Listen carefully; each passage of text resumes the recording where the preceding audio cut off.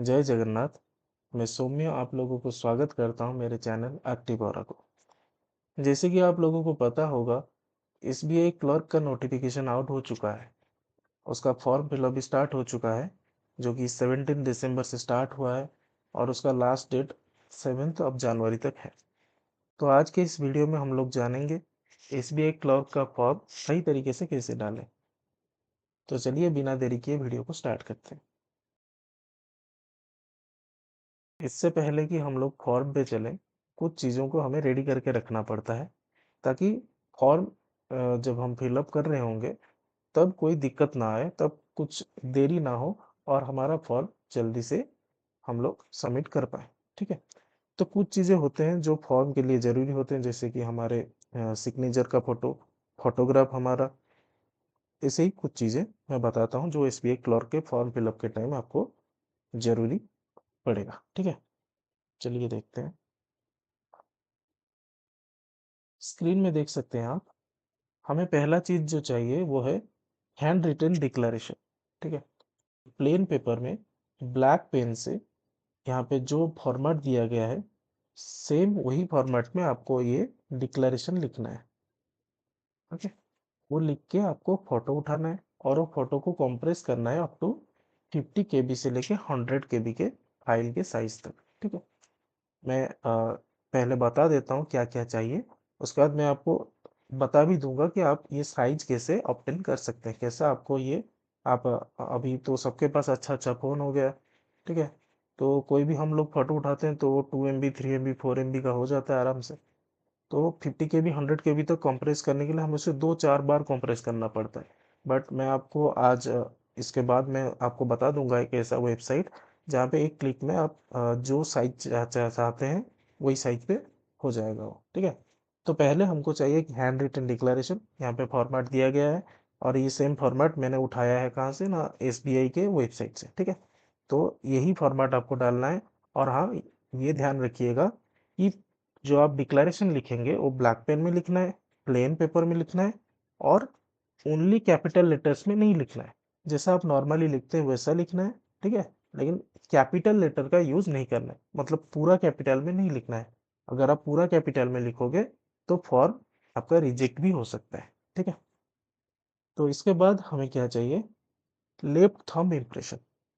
वही plane paper में आप जो स्टैम्प पैड होता है, चाहे ब्लू कलर का हो इंक उसमें या फिर ब्लैक, आपको अपना लेफ्ट थंब क्या करना है ना, उसका इम्प्रेशन आपको एक प्लेन पेपर में रखना है और उसका फोटो उठा के आपको वही सेम फाइल साइज 20 KB से लेके 50 KB तक उसको कंप्रेस करना है। ठीक है।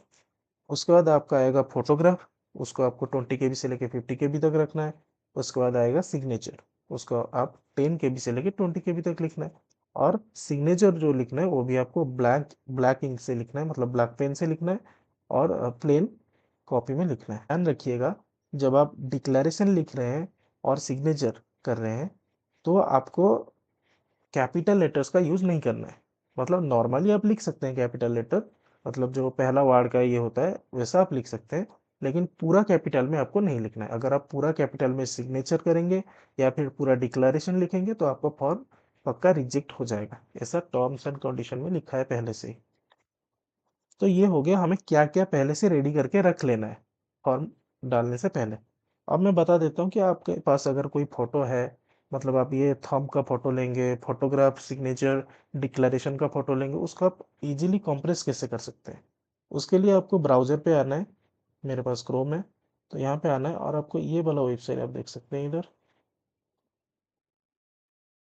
PI7 इमेज टूल, आपको ये सर्च कर लेना है और वहाँ पे सिंपल सा इंटरफेस है, आपको पता लग जाएगा। उधर आपको कोई सा भी फोटो अपलोड करना है और नीचे आप लिख सकते हैं कितना केबी तक आपको वो चाहिए, 100 KB हो या 20 KB हो, 30 KB हो, कितना केबी तक आपको चाहिए, आपको बस सिलेक्ट करना है और उसको जनरेट कर देना है। उसके बाद आपका वो उतना ही केबी का करके आपको दे देगा वो फोटो को। क्वालिटी बहुत कम लूज होगा और फोटो आपका बन जाएगा। ठीक है।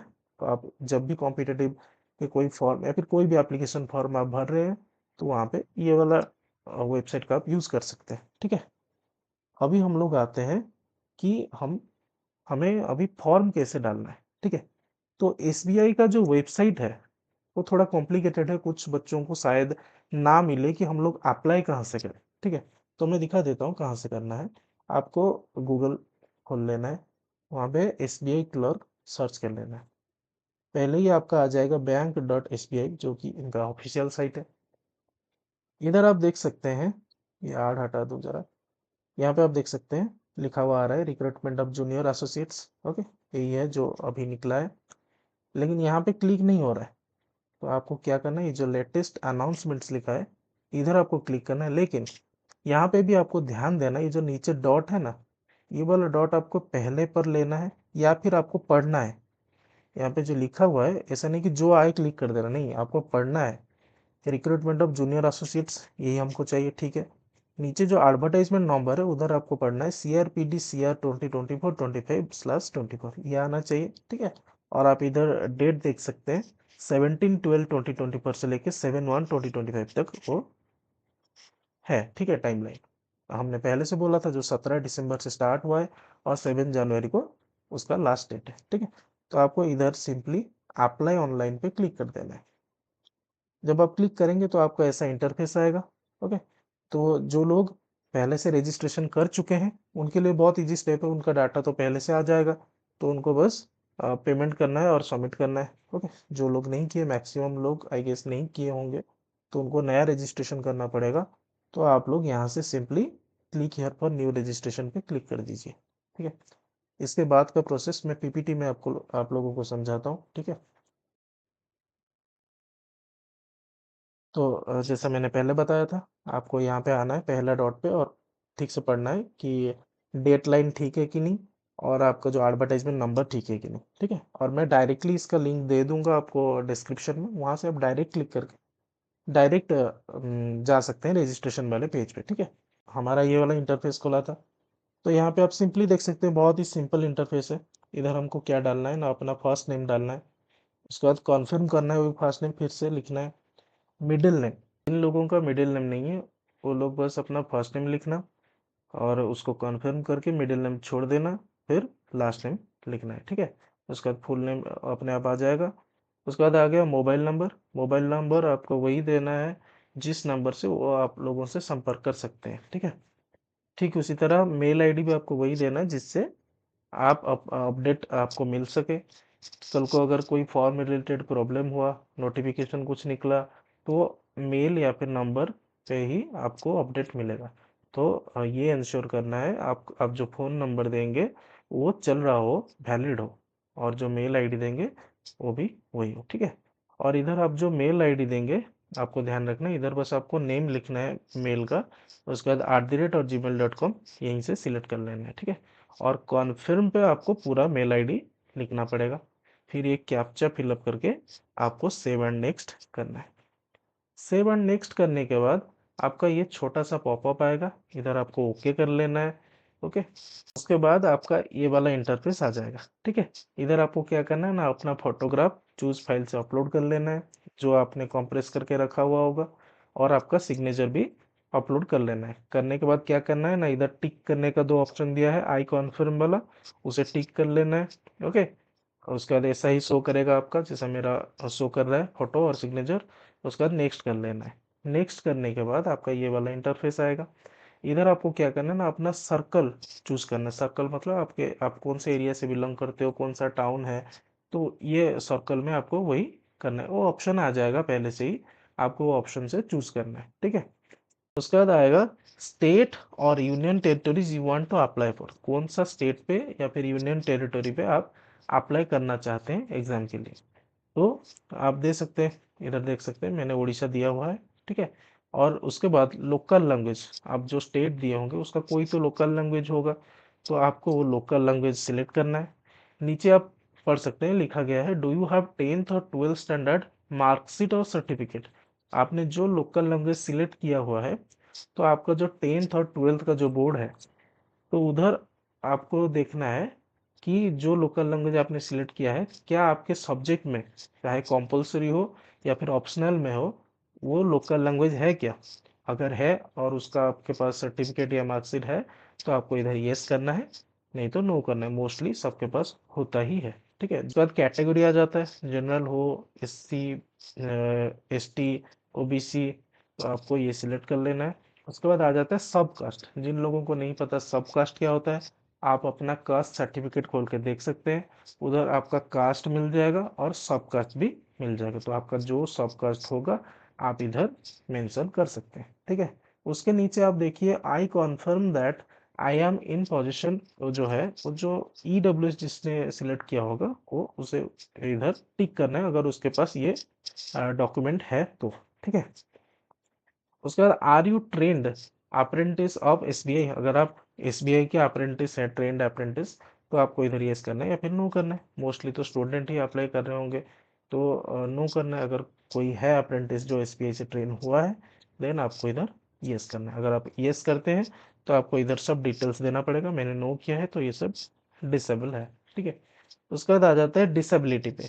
Are you a person with benchmark disability, अगर आपके पास कोई आपका कोई डिसेबिलिटी है, जैसे आपको दिखाई नहीं देता है या आप लिख नहीं सकते, ऐसा कुछ है, तो आपको इधर यस करना है। इधर लिखा है डिसेबिलिटी ऑफ 40% एंड अबव। अगर आप इधर यस करते हैं तो आपको डिटेल्स भरना पड़ेगा। मैंने नो किया है तो ये नीचे नहीं आ रहा कुछ, ठीक है। और डिसेबिलिटी का बहुत सारा टाइप दिया गया है इधर डिसेबिलिटी का, तो मेरा तो पहले से डिसेबल हो गया है, ठीक है। इधर भी दिया है are you a person with specified disability, तो अगर डिसेबिलिटी है तो यस करना है या फिर नो करना है, ठीक है। अगर आप यस करते हैं तो नीचे डिटेल्स फिल करना पड़ेगा। बाकी नीचे आ गया रिलीजन। डिसेबिलिटी के बाद आ जाता है आपका रिलीजन।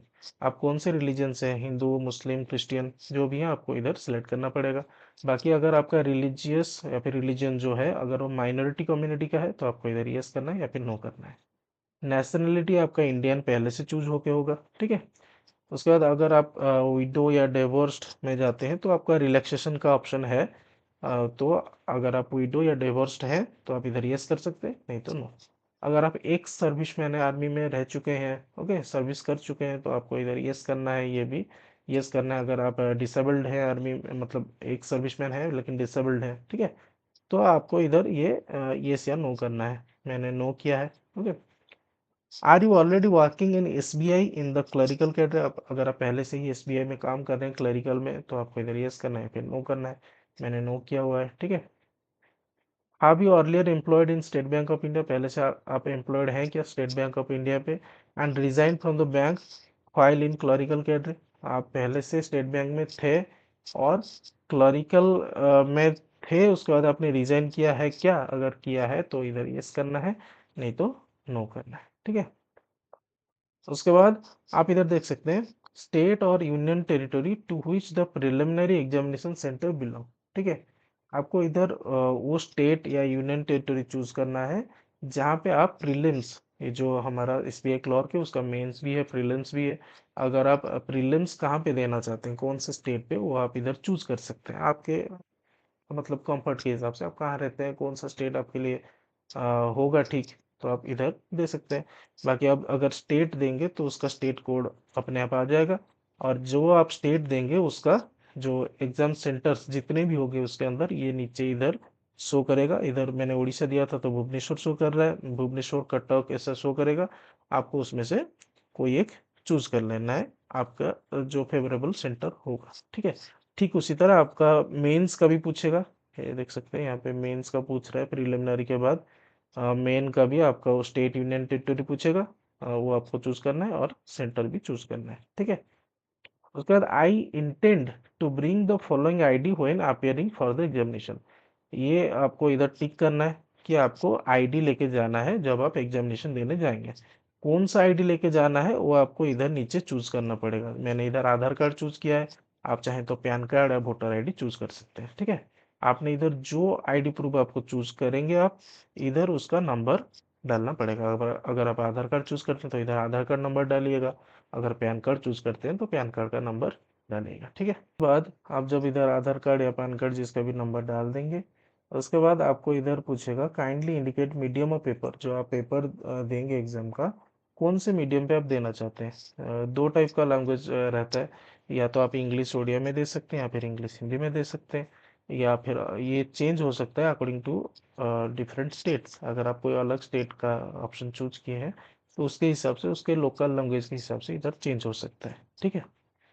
उसके बाद आ जाता है आपका पर्सनल डिटेल्स। इधर आपका डेट ऑफ बर्थ डालना है, जेंडर। उसके बाद अगर आपके कोई ट्विन सिस्टर या ब्रदर है तो इधर आपको यस करना है, और नीचे उनका डिटेल्स देना है, अगर नहीं है तो नो करना है, ठीक है।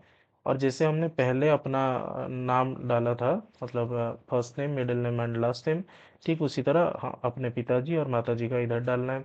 Okay, father's first name, middle name and last name. अगर आपके पापा का मिडिल नेम नहीं है तो सेम फर्स्ट नेम डालना है, मिडिल नेम स्किप करके लास्ट नेम डालना है। ओके, बाद आ जाता है एड्रेस। एक होता है कॉरेस्पॉन्डेंस एड्रेस, एक है परमानेंट। अगर आप अपना एड्रेस डालिएगा, अगर आपका कॉरेस्पॉन्डेंस और परमानेंट सेम है तो इधर ये वाला टिक करिएगा और सेम सेम एड्रेस डालना है। और उसके बाद डिस्ट्रिक्ट और पिन डाल के आपको क्या करना है ना, नेक्स्ट। ओके, इधर आपका अमाउंट शो करेगा, जितना अमाउंट आपको पे करना है अपने फॉर्म के लिए। ये डिफरेंट होता है according to general, SC ST and OBC। Okay, उसके बाद ये सब फिलअप करने के बाद आपको इधर वैलिडेट योर डिटेल्स पे क्लिक करना है। ओके, सेव एंड नेक्स्ट नहीं, आपको पहले वैलिडेट पे क्लिक करना है। उसके बाद आपका इधर एक पॉपअप आएगा, उसको ओके करने के बाद आपको सेव एंड नेक्स्ट करना है। सेव एंड नेक्स्ट करने के बाद इधर एजुकेशनल क्वालिफिकेशन आएगा। ओके, याद रखना ये एजुकेशनल क्वालिफिकेशन बेस्ड है किसके ऊपर ना, 31/12/2024 तक। ओके, अगर आपको दिसंबर खत्म होने तक अगर आपका कोई भी कोर्स आप कर रहे हैं उसका रिजल्ट आ चुका है तो इधर आपको पास्ट सिलेक्ट करके, स्ट्रीम सिलेक्ट करके, कॉलेज वगैरह का नाम देके इधर मेंशन करना है। तो ये जो एजुकेशनल क्वालिफिकेशन है ये अप टू दिसंबर तक ही सीमित है, तब तक आप क्या कर रहे हैं या फिर क्या कर चुके हैं इधर उसका डिटेल देना है, ठीक है। मैंने ग्रेजुएशन का दिया है, पास्ड है, और स्ट्रीम इधर सिलेक्ट करना है, साइंस, आर्ट्स या कॉमर्स क्या है।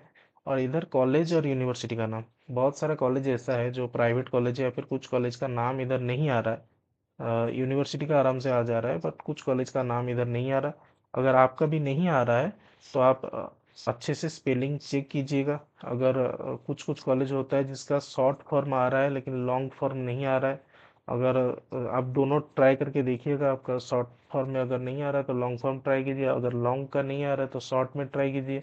अगर दोनों में नहीं आ रहा है तो आप अपना यूनिवर्सिटी का नेम डाल सकते हैं, अगर कोई यूनिवर्सिटी में पढ़ रहे हैं तो। नहीं तो आप क्या कर सकते हैं ना, कुछ सिलेक्ट नहीं करके अपना कॉलेज का जो नाम है उसको आज इट इज इधर लिख लेना है, ठीक है, वो भी चलेगा। उसके बाद डेट ऑफ पासिंग आपके सर्टिफिकेट या मार्कशीट में लिखा हुआ होगा कब आपने पास किया है, और परसेंटेज इधर देके आप अपना ग्रेड सिलेक्ट करके उसके बाद नीचे देखिए इंटीग्रेटेड डुअल डिग्री।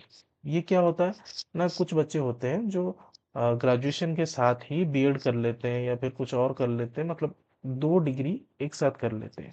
तो अगर आप वैसा कुछ कर रहे हैं तो इधर आपको उसका डिटेल्स देना पड़ेगा। उसके बाद नीचे देखते हैं वर्क एक्सपीरियंस, अगर कोई काम कर रहा है उसका कोई वर्क एक्सपीरियंस है तो ये उसके लिए है। अगर आपका कोई वर्क एक्सपीरियंस नहीं है तो आप इसे स्किप कर दीजिए। फिर यहाँ आप देख सकते हैं, यहाँ पे प्री एग्जाम ट्रेनिंग है।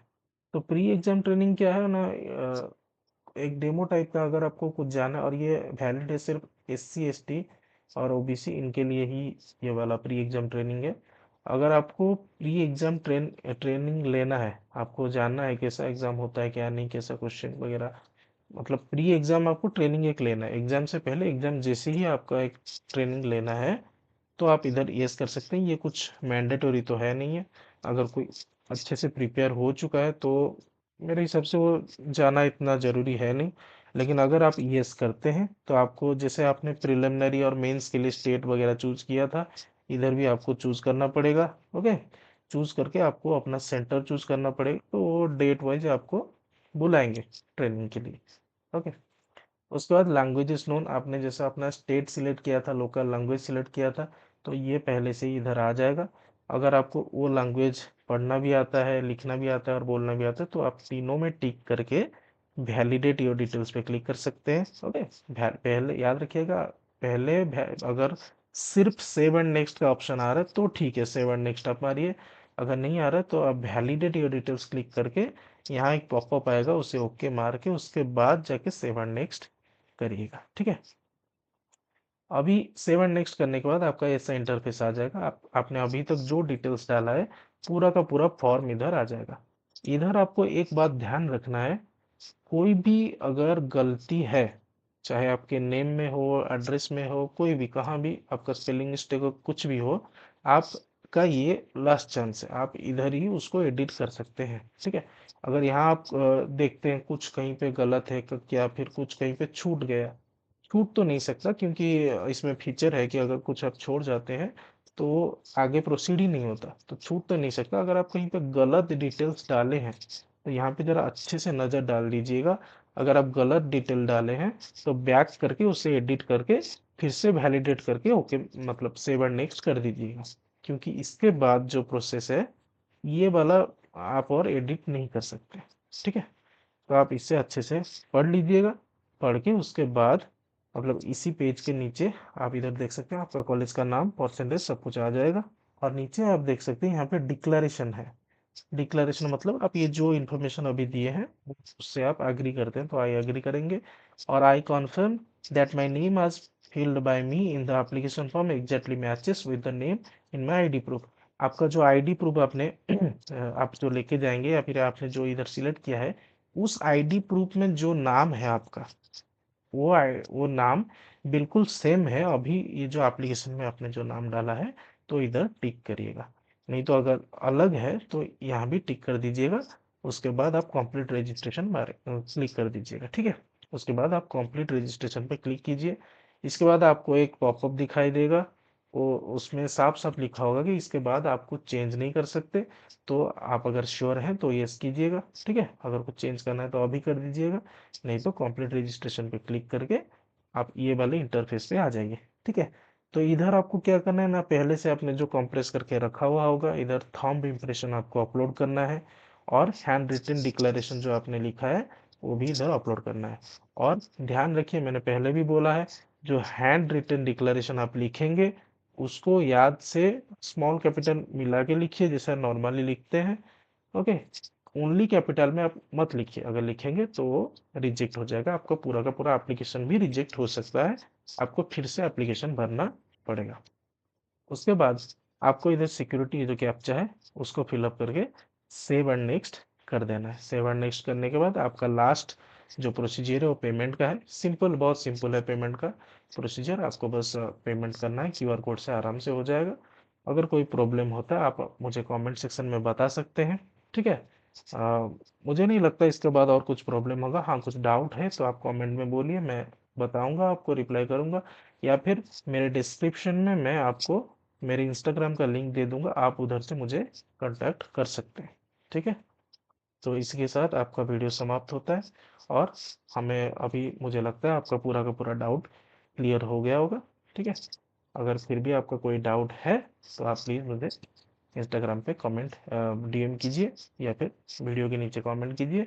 अगर आपका वीडियो थोड़ा सा इंफॉर्मेटिव लगा तो प्लीज़ अपना रिव्यू आप दीजिए, और नेक्स्ट कौन से टॉपिक पे वीडियो मैं लाऊं उसके लिए मुझे कुछ टॉपिक सजेस्ट कीजिए आप कमेंट पे, अगर आपको कोई टॉपिक के ऊपर वीडियो चाहिए तो। ठीक है, थैंक यू, धन्यवाद।